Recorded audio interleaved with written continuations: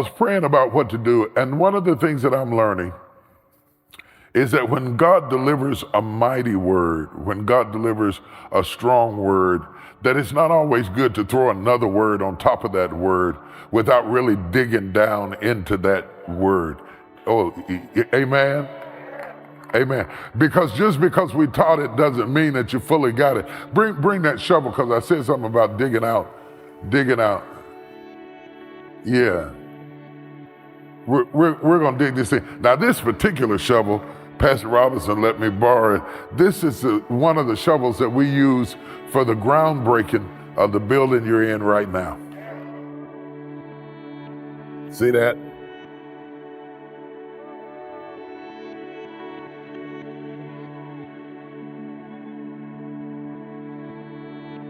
And that means that the building you're in right now started with a shovel and a big hole in the ground. And for me, this means a whole lot of stuff. This means a whole lot of stuff because at the time I held this shovel in my hand to thrust it into the ground to build an 80, I think it was $86, $83 million building, I didn't have the money.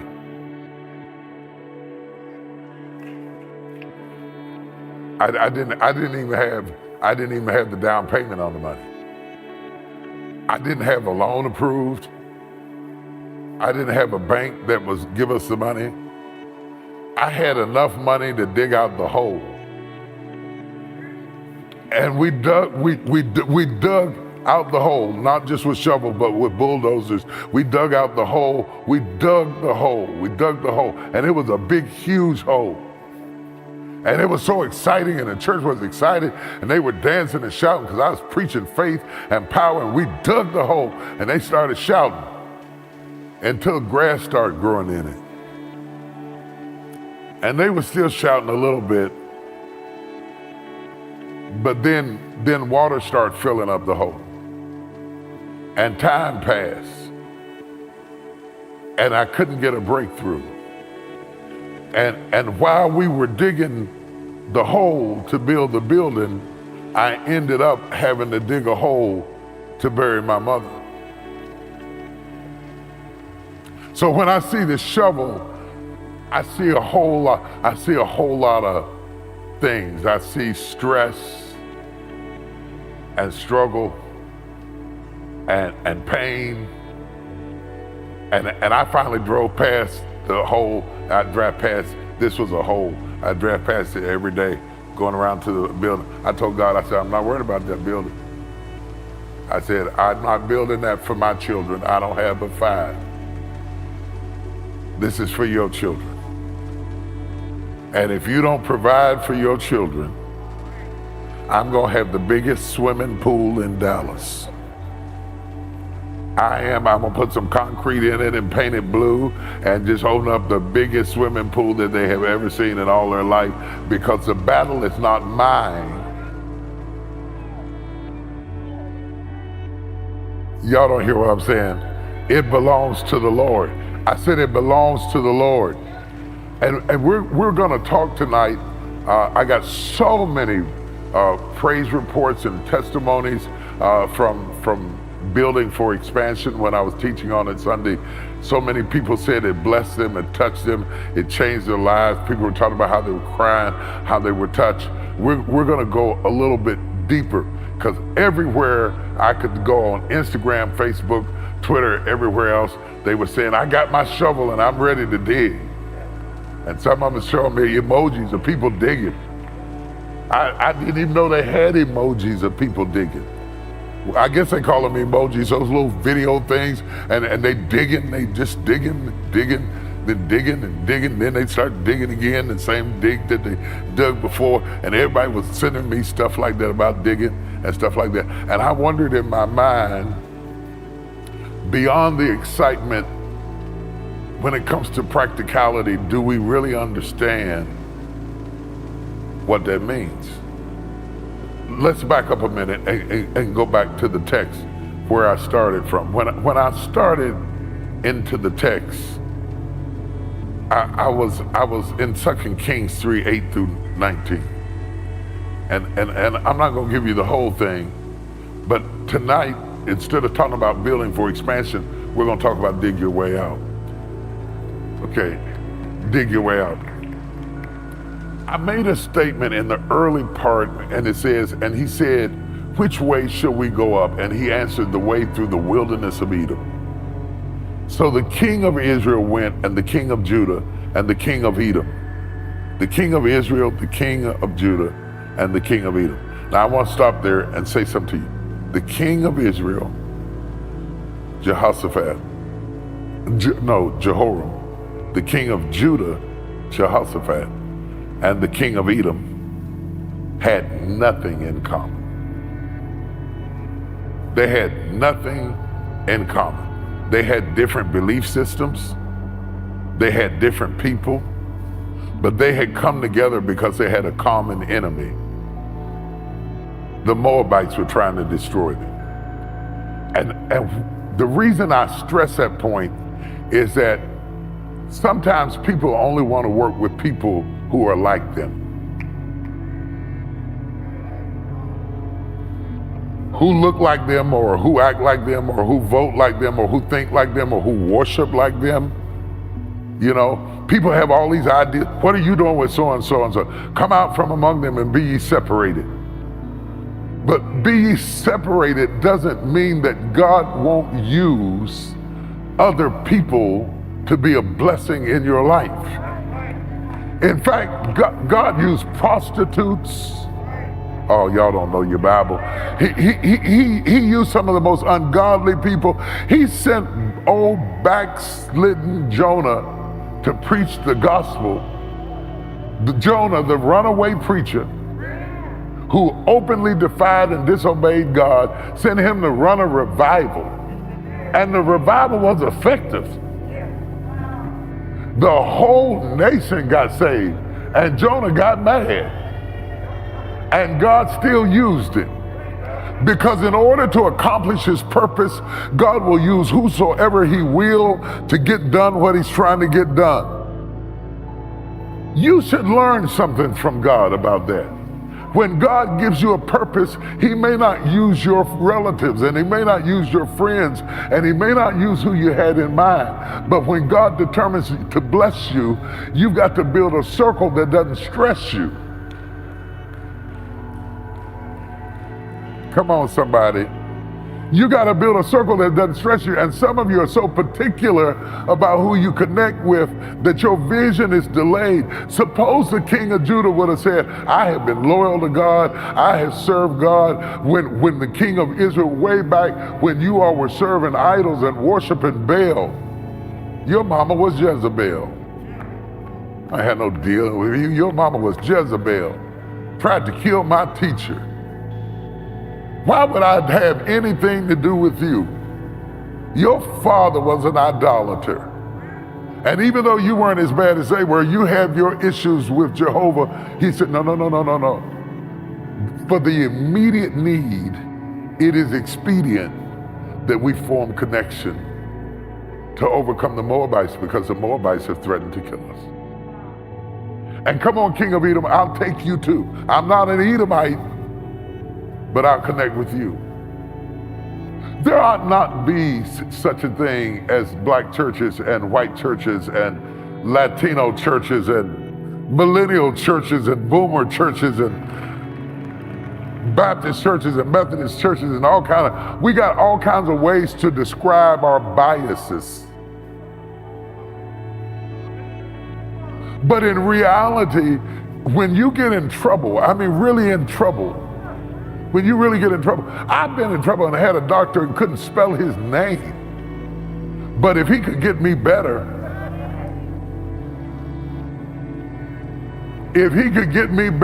I went and got the treatment. You hear what I'm saying?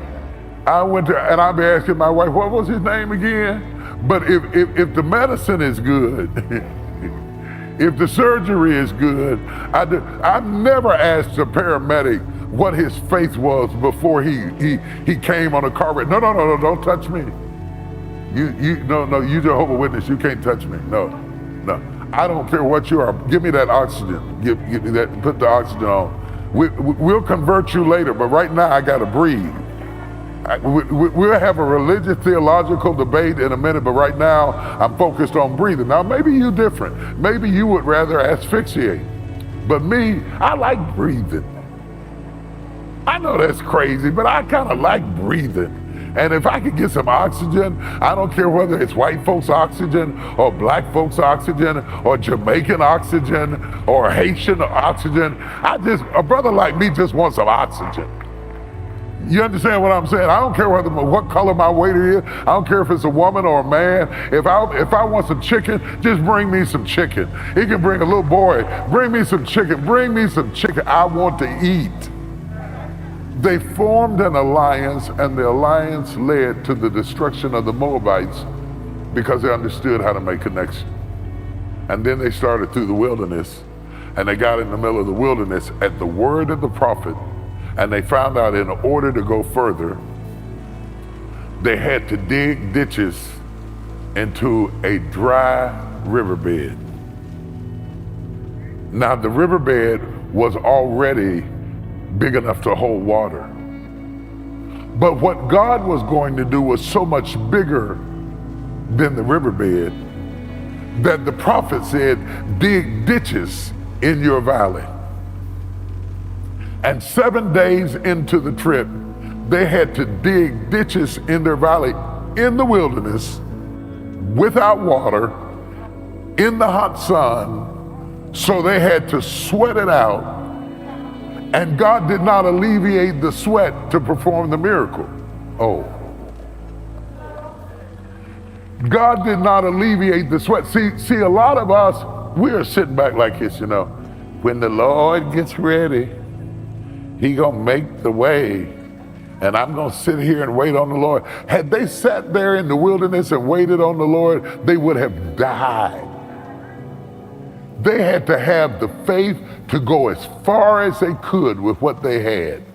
And as they began to sweat in the wilderness, every shovel, God didn't send them no cloud, no thunder, no encouragement, no sign that help was on the way. Somebody watching me right now, you don't even see daylight. You don't see no sign that help is on the way. But just because you don't see no wind, and just because you don't see no rain, doesn't mean you're not gonna get water.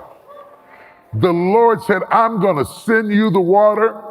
You're not gonna see it coming. How many people are ready for a blessing you don't even see coming? An unexpected, supernatural blessing to sustain you and give you increase and take you to the next. I don't know about you, but I'm ready. I'm ready for it. I'm ready for it. I'm ready for God to rock my world and blow my mind all at the same time. To rock my world and blow my mind. And I'm making room for it. I'm making it increase. My constant prayer is increase my capacity. To go from pastoring in West Virginia, a storefront church, to pastoring this church, God had to increase my capacity. I had never had to believe God for that kind of money and that kind of crowd and this many pews and this much staff. I got as many staff members as I had church members at one time. And I said, God, you're gonna have to increase my capacity. Capacity for pressure, capacity for deadlines, capacity for stress, capacity for anxiety. I got here, I ran into problems that I had never seen in West Virginia. But if God thought enough of me to send me,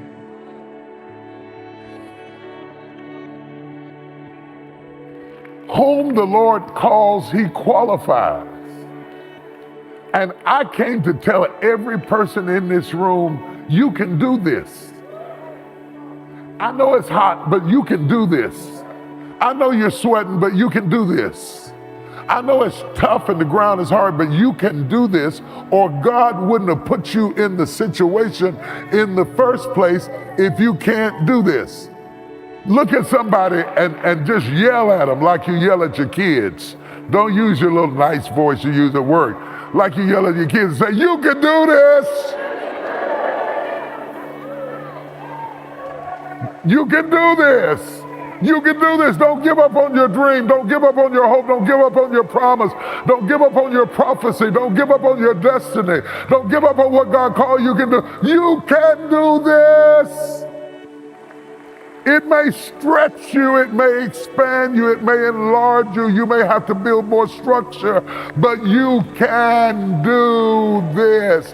I rebuke every devil that's been telling you that you don't have what it takes to get the job done. You can.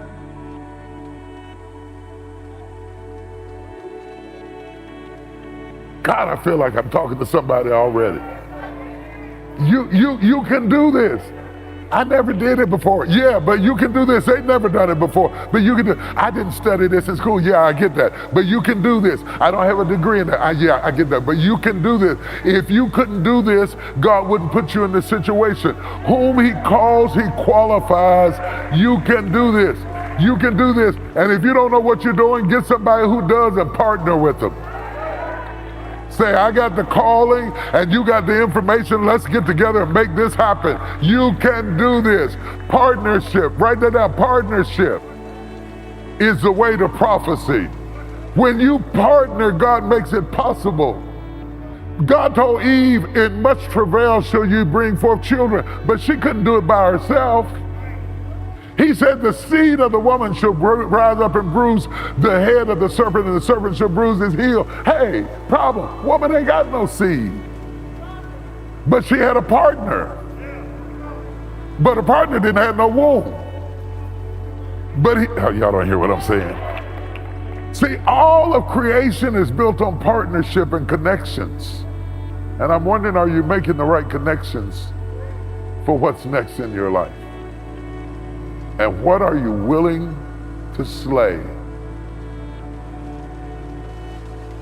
What are you willing to slay to get there? What are you willing to change in order to get there? How much of what you say, that's just how I am, that's the kind of stuff we got to put on the cross. We got to put that just how I am, we got to nail it to the cross.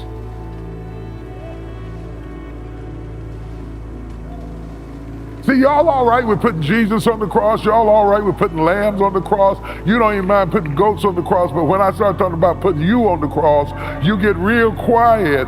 But in order to get what God wants to get done, you got to get rid of that's just how I am, and start saying, here I am, Lord, make me what you want me to be. Enlarge my territory, increase my capacity, strengthen my gates. I'm ready to go to the next level. I'm ready for this, Lord. Any way you bless me, Lord, I'll be satisfied. If I have to go get me 12 disciples, I'm going to change the world before I get out of here. Hey, Peter, stop fishing. I'm going to get you. Hey, Matthew, stop collecting tax. I'm going to go get you. Hey, Philip, come on over here, boy. I'm going to get you. And little by little start putting together the strategy that it takes when no is not an option. Say it with me. No is not an option. I'm going to dig my way out of it. I'm going to roll a video, and I'm going to bring out a panel of people, and we're going to talk about 4 people who had to dig their way out of things. And we're going to have a talk, a very practical talk of how do we take what we hear on Sunday and use it on Monday?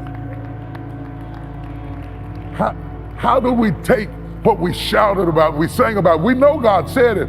Thus saith the Lord, dig ditches in your life. Hallelujah, yeah. Now, excuse me, how do I do that? I didn't bring my shovel. I didn't bring my shovel. I didn't have a bulldozer because I thought you was going to do something cute like you did before and let it just rain. Like, you could make it rain without digging. Noah didn't have to dig, and you made it rain. You made it rain when Elijah prayed. You can't compare your story with somebody else's story. What God has for you is for you. Who am I talking to already? Wait till you meet this panel and watch what they had to dig through to get where they are. Roll tape. God put your greatest miracle in your greatest mess. You got to sweat in the dry places. And the Lord told me to tell you, you've gone as far as you can go by yourself. God said, I want you to have sweat equity, because if you don't sweat, you won't take care of this. I want you to put your back into it. Please welcome our special guest, Executive Director of T.O.R.I, a prison reentry program which she has grown into a nationally recognized reintegration platform that has provided a second chance to over 35,000 returning citizens, Tina Naidoo. 7-time Emmy-winning reporter and winner of the National Edward R. Murrow Award for her coverage of domestic violence. She is a survivor who became a voice for all survivors, Rebecca Lopez. He is a pastor, author, speaker, and advocate who inspires with his life story of transformation and redemption, Pastor Michael Phillips. An accomplished business professional and executive with CVS Health, he is also dedicated to serving, ministering to, and mentoring inner-city children and young people, Dr. Michael Anthony Hicks Jr. God said, figure it out. One more time, give him a big round of applause. Well, y'all look good. I feel like I'm on The Talk or The View or something.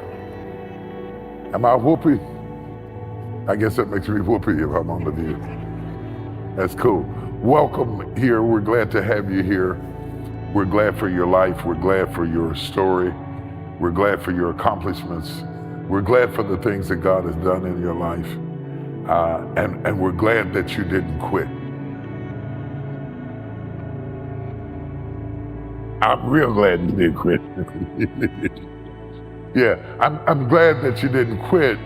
Sometimes God allows you to go through things so that you can model for someone else how to go through. Because we don't always grow up in homes where we had models. Sometimes we grow up in homes where we had mess. And God will put us in a church or on a job or in a community where somebody can model to us that things don't have to start well to end well. As you like to say, wrong lanes have right turns. You can start out wrong and end up right.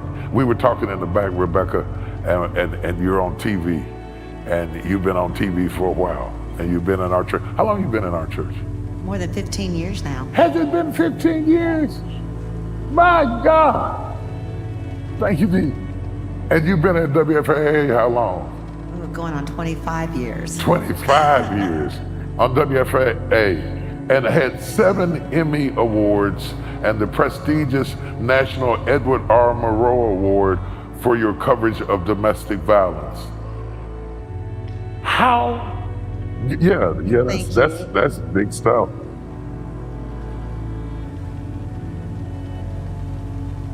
I happen to know, because I'm your pastor, you covered domestic violence, but you've been through domestic violence. My first memory as a child, I was probably about 4 or 5 years old. I remember it so vividly, was my dad beating my mother up. And my mom was trying to reach for a phone.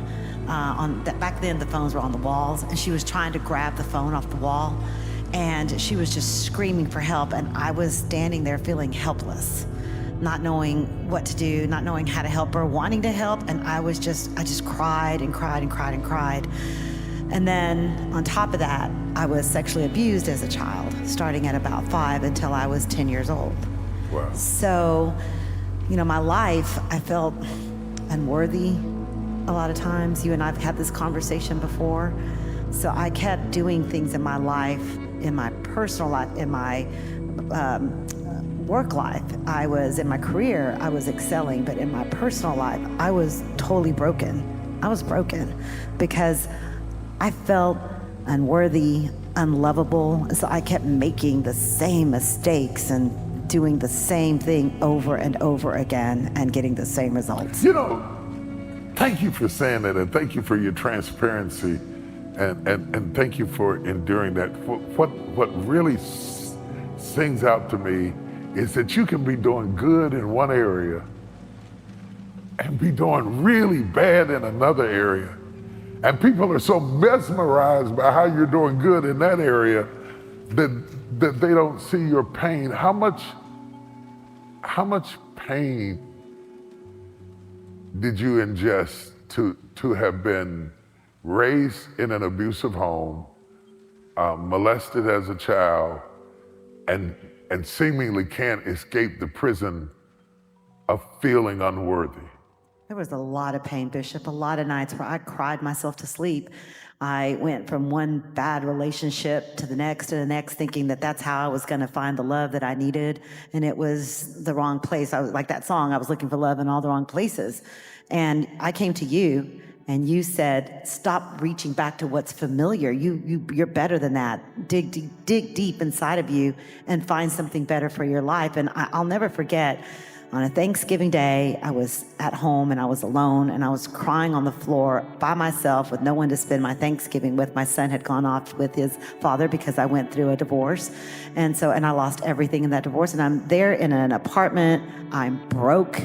I mean, Bishop, I'm telling you, there were times when I was having to go through seat cushions. Here I am on Channel 8 News and I am broke, looking for money just to put gas in my car. And I mean, I was just very desperate. And a friend said, come to church with me. And I grew up Catholic, so I didn't know what to expect. And I came here and there were people running around and I wasn't sure what to expect. It was a culture shock for me. But, you know, I heard you and I heard you loud and clear. Do something different. Yeah. And I had to dig deep and I did something different. I joined God's Leading Ladies, and before you knew it, I had saved up money. Yes, God's Leading Ladies. There's some graduates out there. I saved up money where I couldn't even afford to put gas in my car. I started shopping at Ross Dress for Less. I started saving all this money, and I raised enough money to buy myself a house, $20,000 cash. Wow. Wow. Wow. Oh, you ought to shout for her.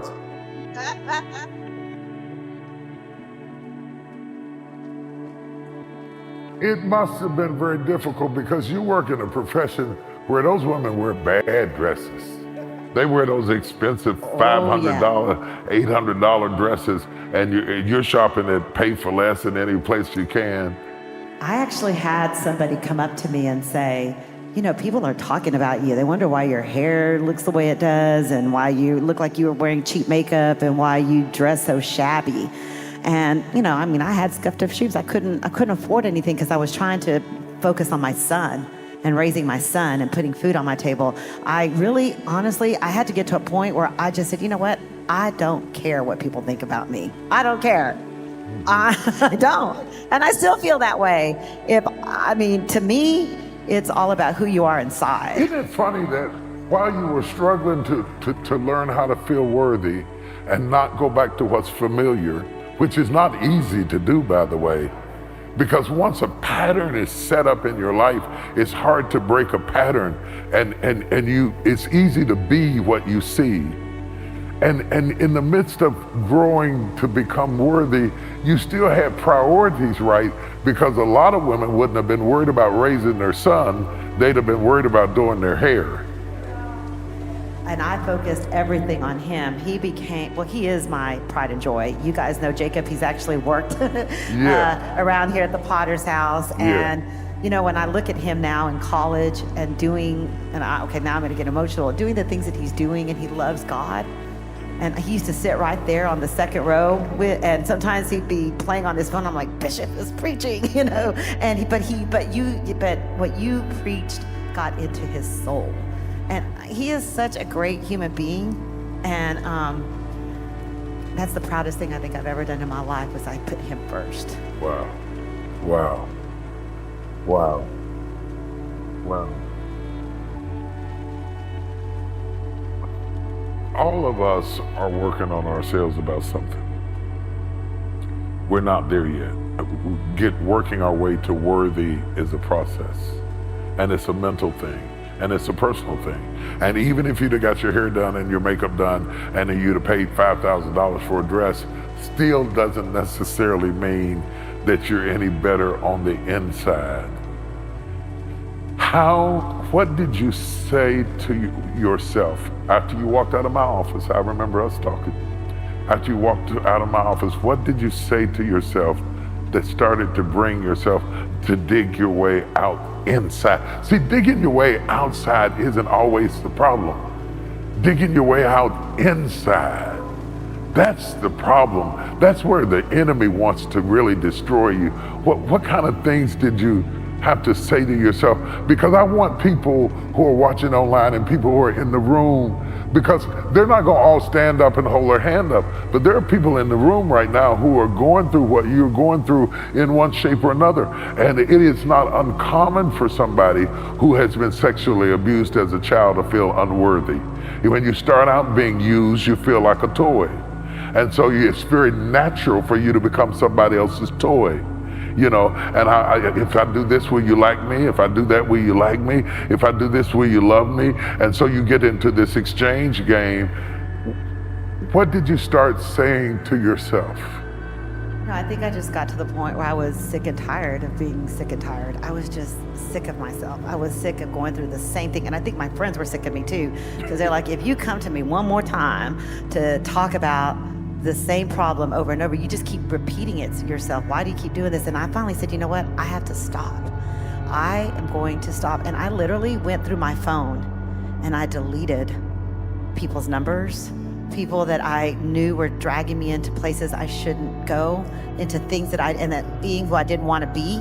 I deleted. I cut people out of my life. And that may sound harsh, but I had to cut some people out of my life in order for me to grow. And I kept remembering my friends, like, why doesn't God bring, Boaz? We all pray for Boaz.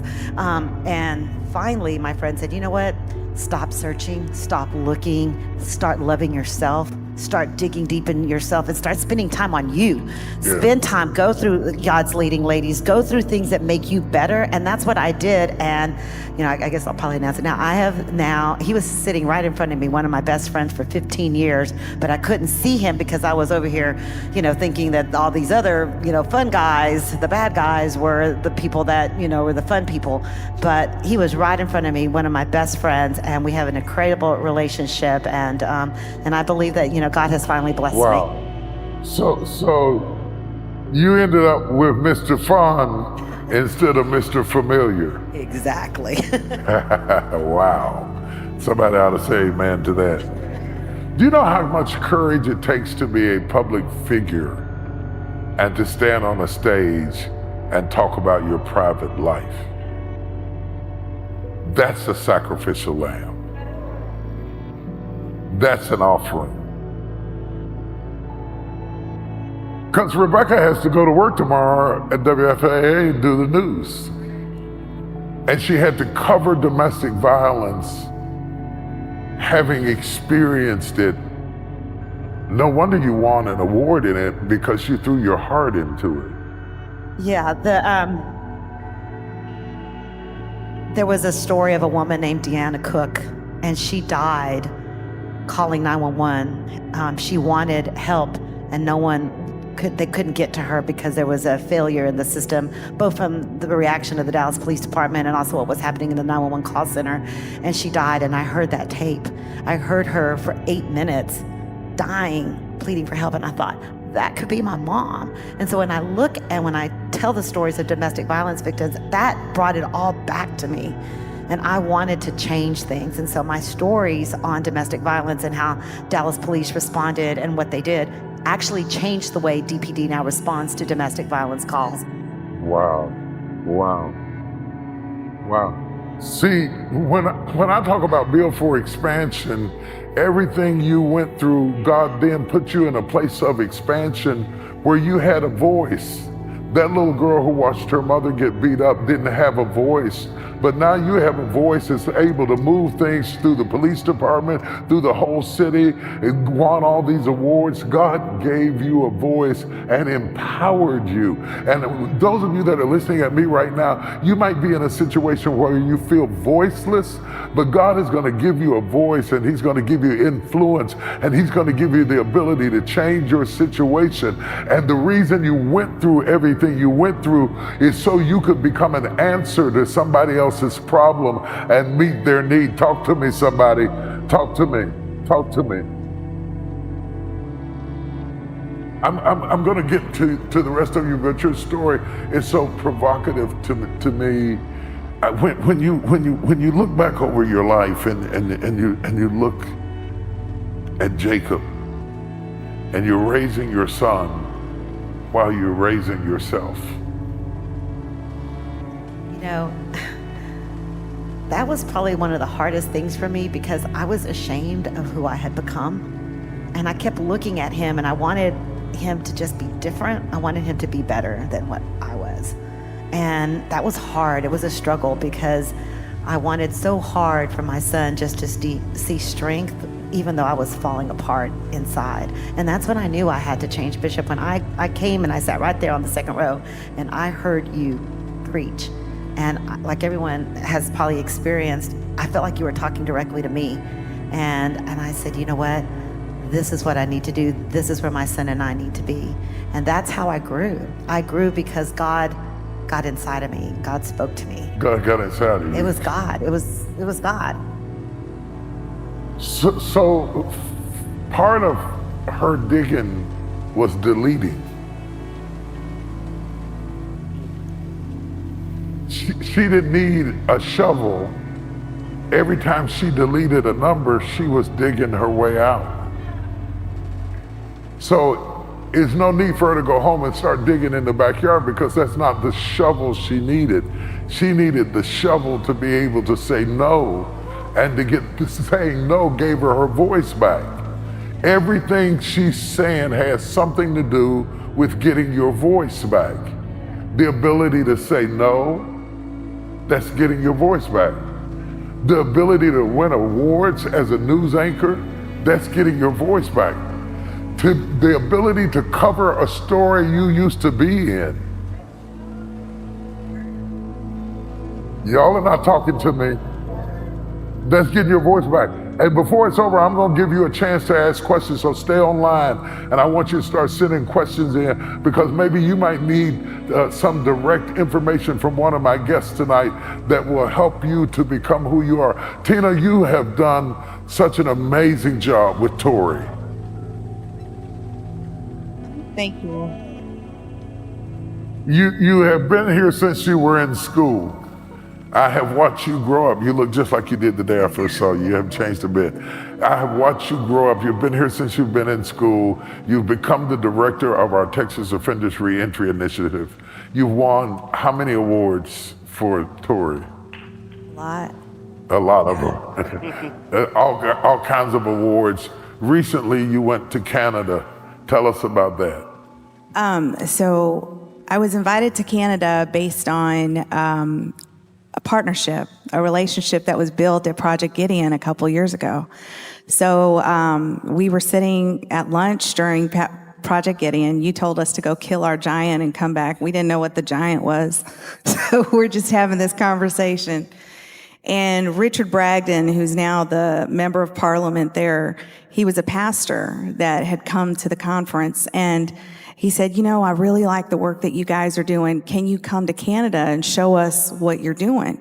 So about three years later, I go out there, I visit their prison, I talk to their CEOs, their businesses, and at the time he was running for office, he didn't win. And so I didn't think anything of it. And here we were this year, 2021, in February, I get a call, and he says, Tina, I'm actually a member of parliament now. I'm a private member, and there's a lotto system, and this never happens, but I have been chosen to write a bill. And this private member's bill is gonna come through Senate, and I need you to be a witness in the Senate committee hearing. I know you do this all the time. So I ended up. Wait. Yes. So an American girl goes to Canada in the middle of a pandemic to speak before the Parliament of Canada to change their policy on how they handle ex-offenders. Yes, sir. Yes, sir. Yeah. It was an incredible feeling. It was so surreal because for so long I followed you. You know, I've been here 25 years. And you never do church like traditional church. And you're always talking about global and infiltrating markets and partnerships and intersecting worlds. And so I just never knew what our little small program in Texas was going to do. But when it went, when the Queen heard in Canada, and I had to, you know, and it actually went into law in July 2021. Somebody ought to shout this place down right now.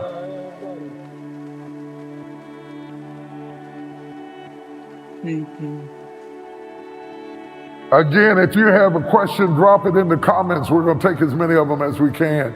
You know, there's a line in a poem that says, life for me hasn't been no crystal stairs. You've done some amazing things, but you've had some low moments. Talk to me about, not Tina, the young adult, the wife of Tina Naidoo, who's out there, Sean, looking all good and waving at you and trying to flirt in the middle of the message. Talk to me about Tina, the little girl, and how much digging did you have to do? Sure. Take me to the first shovel. Okay. So I'm the daughter of an immigrants from India. So back in the 70s, when there was a nursing shortage here in the States, they recruited from India. And similarly where we are today with a labor shortage.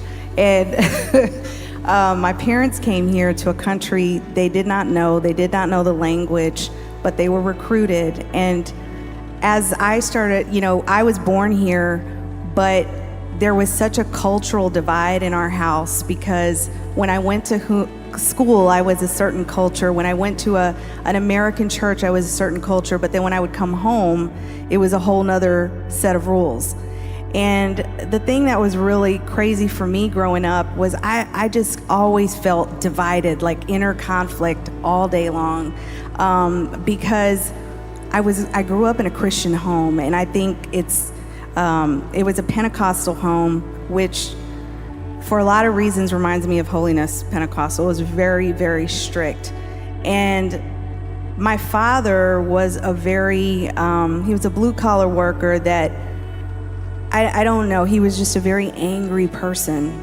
And there were so many times, like similar to Rebecca's story, that I watched my mom, you know, work 12-hour shifts, come home, serve, do all these things and still get beat up and called crazy names. And then that violence just extended to the children. So my older brother, he would get the brunt of it. You know, my father was a fanatic about principles and how he did things. And so he'd go to work at 5 a.m. and he demanded that we get up at 5 a.m. So we'd get up for prayer at 5 a.m. with him. And if we didn't get up, we got beat. And my father was the type, you know, you pick the switch off the tree, he kept it on the mantle. We knew it was coming. If I heard my older brother scream, I would try to run down the stairs before I got the beating. That was my upbringing. It felt like a war zone. Like you just never knew what was gonna set him off. And I mean, from the time I was a kid, I have been thrown up against a wall. I've, you know, been beaten with hangers and switches. I've been chased around the house, you know. So that fear was set into me very young. My voice was silenced at a very young age. But one of the things I really learned from my father was that women weren't valued. So things that were done around the house, you know, things that were expected of us, things that were said to me. And my father will tell you this even till this day, he felt that women and children should be disciplined. And so it was so contradictory to what I was learning in church. It was so contradictory to what people were saying. God was like your father, and my father was so abusive. And so I didn't understand that relationship. And I can tell you, I know what it feels like to let your cheekbones feel like they've shattered. I've passed out. I've had bloody noses. I'm a tough girl. That's why these streets don't scare me. Trust me. I fought my way all the way till I was 18, and here's my ditch. So I knew I had to get out of Hell's Kitchen. I couldn't live there any longer. There was something inside of me that God had called me to do, and I didn't know what it was. But my father would literally, he'd sit in the audience if I was leading worship, and he would stare me down, and he would foam at the mouth, like he would just get angry. I knew he could punch me right after church. And I always knew how to put on my game face. We hosted pastors every weekend. And that whole thing for me that taught me how to play church. Because I couldn't understand how men of God would come to our house and have such a gift but not know what was going on behind closed doors. And then get up for testimony service on Sunday morning, and it was like, praise the Lord, everybody, smiles on.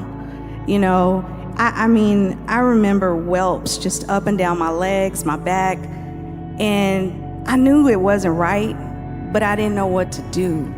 And when I would go to American churches and I'd go to American counselors or pastors, they would just kind of hush you, like, okay. And when I say you're the first person that I finally heard over the pulpit talk about things that were so taboo in the church, at 18, I had no idea you were coming to Dallas in 1996, but God had me coming here to go to the University of Texas at Arlington. And I remember, this is my ditch.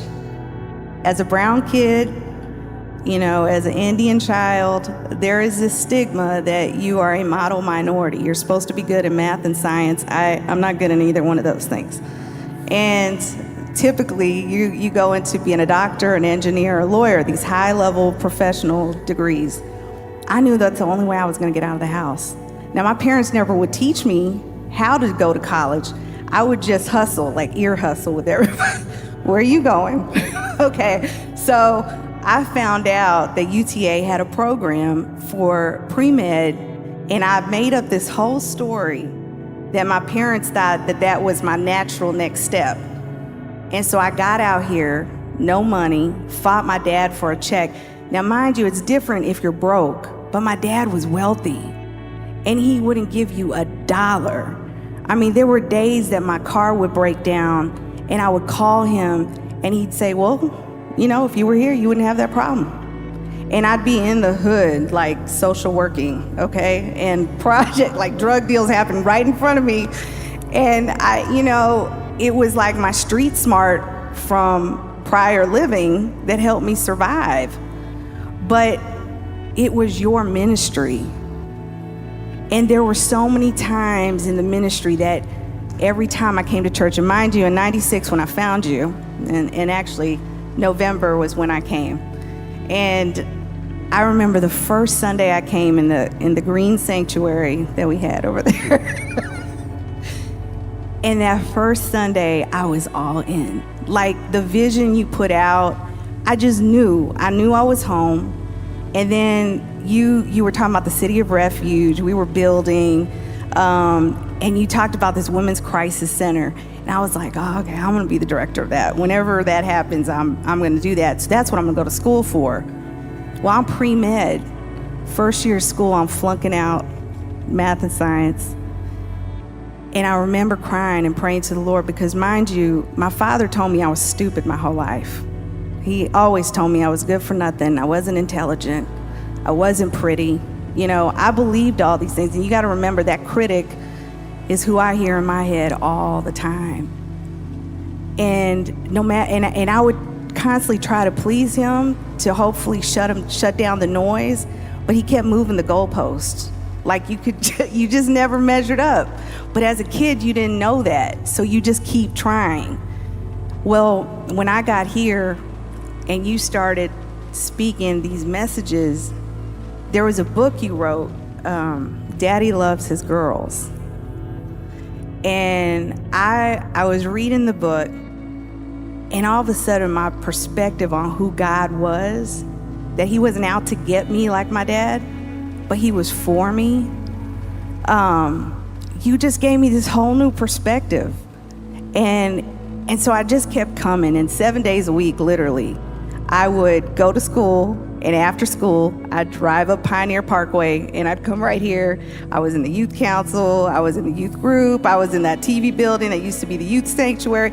I mean, whatever I could get my hands in, that's what I was in. I was in the choir. You know, I did everything because it was my lifeline. And so okay, so let me tell you about it. I changed degrees. So I'm not pre-med anymore. But I'm sitting there crying. I'm like, oh my God, I'm going to have to go home a failure. The gospel.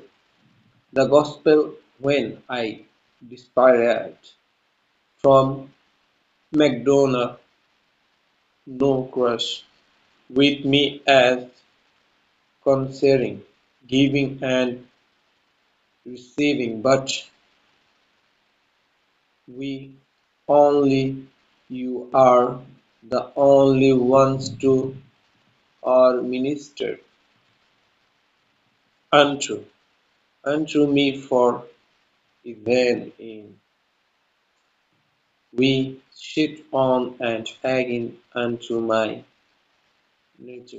Somebody says necessary to reject not because I desired a gift you didn't send it because I it but I desire that many avowed to your accounts accounts to for the Wall Street are many years business and it tricks off. That means to hum, but I am all and abundant I am full, having received of approbate that the thing which are sent from you, and odor of a sweet smile, a sacrifice acceptable will pleasing to but my